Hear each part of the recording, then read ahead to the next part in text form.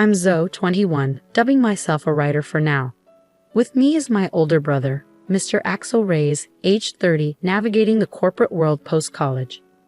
We lost our parents tragically in a car accident when I was in 9th grade. The shock threw me into a deep depression, rendering me a recluse, unable to attend high school. Thanks to my brother's unwavering support, I sought help and gradually regained my footing. Our parents' passing left my brother, fresh out of college, shouldering the responsibility of caring for me. Amidst his own challenges, he took on household chores and supported me emotionally. Slowly, I emerged from my isolation, starting with small tasks like tidying my room, eventually reclaiming a semblance of normalcy with my brother's guidance. Now, we reside together in our childhood home, dividing household duties. Given my work-from-home status, I handle meal preparation and grocery shopping, relishing the occasional outing for supplies. Cooking has become a source of joy.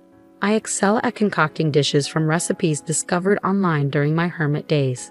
My brother, akin to a parent figure since our loss, embodies a blend of kindness and discipline.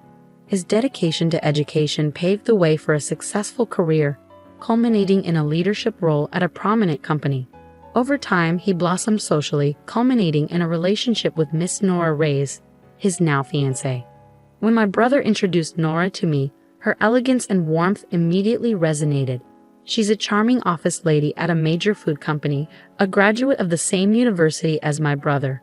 Despite her youthful appearance, her maturity shines through, earning my instant admiration. Nice to meet you, I'm Zoe, the sister. Please take care of my brother, I greeted warmly. Likewise, replied Miss Nora Reyes with a smile.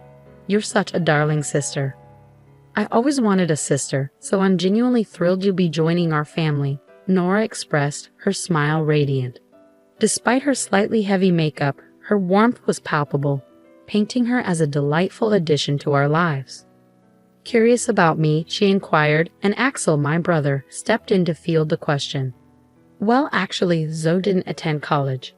When our parents passed away during her 9th grade year, she grappled with mental health issues. It took her some time to overcome, but she's leading a normal life now, Axel explained, his pride in my resilience evident. Surprised, Nora probed further, and I joined in, acknowledging the tumult my illness had caused and expressing heartfelt gratitude for my brother's unwavering support. I understand now, Nora responded, her demeanor shifting slightly. Axel, sensing tension, sought to reassure her, urging her to see beyond appearances. Attempting to lighten the mood, I injected a joke, but Nora's solemn response caught me off guard. In that moment, I sensed there was more beneath the surface of her reaction. As I learned more about Nora's background, it became evident that her family boasted an impressive lineage of academic and professional achievement. Despite the stark differences in our upbringings, I harbored hopes of my brother joining this esteemed family. Amidst wedding preparations and my brother's evident happiness, I lent a hand where I could, finding joy in his joy. Then, one day, my smartphone rang, signaling a potential turning point in our story. Feeling a flutter of nerves, I hesitated before answering the call from an unknown number. But seeing it was displayed, I took the leap. Who is this? I inquired cautiously. Zoe, I'm Nora's mother. Nice to meet you, came the unexpected voice of Nora's mother, who would soon be my mother-in-law. Surprised by the call's source, I braced myself for what might follow. What can I do for you? I asked, my anxiety palpable. Nora's mother broached the topic delicately. I heard from Nora that you didn't attend high school and only graduated from middle school. I swallowed hard, sensing where the conversation might lead. Yes, when my parents died in an accident, I struggled with mental health issues. It took me a long time to fully recover, which is why I couldn't attend high school. Her response was measured yet cutting. I sympathize with your situation, but the fact remains that you only have a middle school education, right? Yes, I confirmed, bracing for what would come next. I have a favor to ask, she continued. Please do not attend Axel and Nora's wedding ceremony. Actually, don't attend at all. I was taken aback by the audacious request, struggling to comprehend its implications. What do you mean? I stammered, trying to make sense of her words. With a blunt sigh, she pressed on. Salon Nora both graduated from top universities, and my husband and I also graduated from college. Of course, all our relatives have college degrees. You're not very smart, are you? No wonder you only finished middle school. Her words stung, but I listened as she explained further, her tone dripping with superiority. As I mentioned earlier, our family is made up of elites. Graduating from college is a given, and we hold prestigious jobs like executives at big corporations, doctors, lawyers. These are the kind of impressive people attending the wedding. Slowly, the weight of Nora's mother's words sank in. So we don't want you, a middle school graduate, at such an event. Actually, we'd rather you not come. I struggled to process her blunt rejection, but I'm the sister of the groom, his only family. I can't just not attend. I protested, a pang of hurt coursing through me. Please don't come anyway. How could we introduce you, a middle school graduate, to our relatives without feeling embarrassed?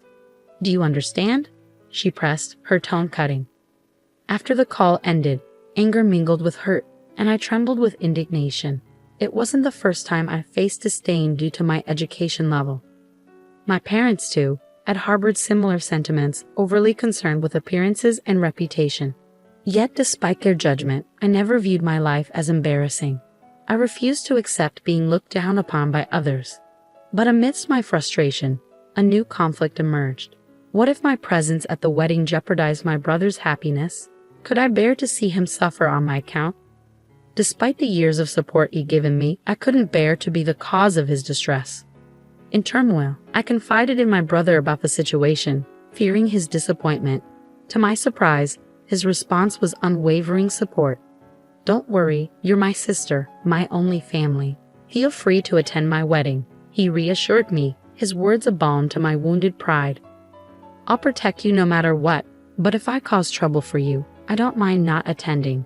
My brother reassured me, his unwavering support a comforting embrace. There's no way to cause trouble, Zoe. You're my one and only sister. If I can't protect my sister, what kind of brother would I be? His words resonated deeply within me, strengthening my resolve. Thank you, brother, I replied, emboldened by his unwavering faith in me. Encouraged by his words, I decided to attend the wedding. On the day of the wedding, during the family introduction, as my uncle presented me as our family representative, I couldn't miss the disdainful glances from my sister-in-law's parents. My brother, ever perceptive, seemed to notice their attitude. At the reception, the seating arrangements for the families were clear, yet I couldn't help but wonder if a seat had been set aside for me. To my relief, there was one, but as I took my place, I felt the weight of piercing stares upon me. Indeed, my mother-in-law's gaze was particularly intense. Marching over, she confronted me. Weren't you told not to come? You'd be a disgrace to our family, she accused. I am his real sister. There's no reason for me not to attend, I asserted firmly, refusing to be belittled. For a middle school graduate, you sure are insolent, she shot back before walking away, leaving her harsh words lingering in the air. As the bride and groom made their grand entrance, I couldn't help but smile, seeing my brother amidst a different atmosphere. Nora looked resplendent, radiating joy and elegance. Suddenly, my mother-in-law stood up and commandeered the microphone, her voice booming across the room. Our family has all graduated from college and hold respectable jobs, she declared, her words echoing through the hall. I believe that Axel is a suitable person for our family, but there is one issue. She paused, gathering her thoughts before continuing. It is his middle school graduate sister. She is an incredibly embarrassing presence in our family. We would like to ask the groom to sever ties with her. If you can't, we cannot allow this marriage. The room erupted into commotion, but my mother-in-law ignored it, turning to my brother with a demand. Axel, can you swear to do that here? Swear to cut ties with this embarrassing middle school graduate sister and become a part of our excellent family. With a nod from both the bride and father-in-law, she handed the microphone to my brother, her expression triumphant. Taking a deep breath, my brother addressed the assembly. Indeed, my sister is a middle school graduate, but she is my only blood relative, my family since her parents have passed away. I can't sever ties with her. I apologize to all of you who have attended today, but I will cancel the marriage and consider this relationship with this family as non-existent. This is my answer. With that, he slammed the microphone down and came straight to me, his smile refreshed. Zoe, I'm sorry for causing trouble. There's no need for us to be here. Let's go home. Later, I heard from relatives that the reception was canceled because the groom left halfway through. The bride burst into tears, and her parents were scolded by their relatives, forced to apologize on their hands and knees and return the gift money. My uncle contacted my brother afterward, admitting that while his attitude at the reception wasn't praiseworthy, he would have severed ties with him if it had continued. He offered to pay a suitable amount of consolation money and have the bride's side bear all the expenses for the ceremony. But my brother refused, insisting on a sincere apology for his sister. After a while, a meeting was arranged at our home for post-settlement discussions. Determined to assert myself, I steeled my resolve for the meeting with my former in-laws. Only 3 of them showed up: my ex-sister-in-law and her parents. They handed my brother some money as a gift, labeled as an inconvenience fee, and offered apologies for the rudeness of the reception. However, their words lacked sincerity, tinged with reluctance. My ex-mother-in-law muttered statements like, "We should have investigated more thoroughly. If we had, this wouldn't have happened," showing no genuine remorse. Likewise, my ex-father-in-law echoed similar sentiments, blaming my brother for not disclosing details about me from the start. Anger simmered within me as I executed my prepared plan. Addressing my ex-father-in-law directly, I remarked, "Well, you're not really my stepfather anymore, but for convenience I'll call you that. You work at Rainbow Publishing, right?" He glanced at me with a hint of disdain. "Yes, I do. I'm a director there. What about it?" I held his gaze, my resolve unwavering. "I work with Rainbow Publishing, but I can't bring myself to support a company where you are. I want to terminate the contract, if at all possible." He brushed off my words with arrogance, claiming, "I don't care. There are plenty of workers. It won't have any impact." "Understood. I'll quit immediately, and I'll sign a contract with your rival company," I declared, refusing to be intimidated by his demeanor. With my ex-father-in-law's arrogance on display and my peripheral vision catching the stunned expressions of the others, I stood firm, determined to assert my worth and reclaim my dignity. I dialed the editor at Rainbow Publishing to inform them of the contract termination. There was a stir on the other end of the phone, but I remained resolute, conveying my message before hanging up. Without delay, I contacted the rival company to express my intention to proceed with a contract. Despite my actions, my ex-father-in-law retained his smug demeanor, while my brother, still bewildered, glanced nervously around. Eventually, a call came through to my ex-father-in-law's smartphone. "Hello," he answered, his tone shifting as he listened intently. "It's me. Yeah? What? The president?